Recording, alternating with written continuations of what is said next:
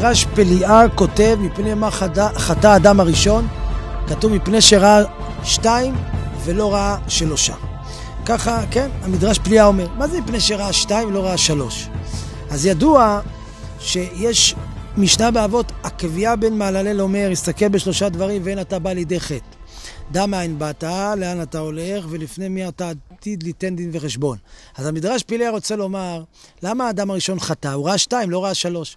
הוא ראה, כן, לא מהיכן הוא בא, הוא לא בא מטיפה סרוחה, הוא יציר כפיו של ברוך הוא, אלא הוא ראה לאן אתה הולך, ולפני מי אתה עתיד ליתן דין וחשבון. עקביה בן מהללל במשנה באבות אומר, שאדם צריך לסתכל ב3 דברים, דע מאין באת, לאן אתה הולך, ולפני מי אתה עתיד ליתן דין וחשבון. אבל אדם הראשון לא ראה מאין הוא בא, הוא לא בא מטיפה סרוחה שהוא ילמד מזה מוסר וענווה, הוא היה יציר כפיו של ברוך הוא, על כן מדרש פליאה אומר, מפני מה חטא האדם הראשון? מפני שראה 2 ולא 3. שלום וברכה.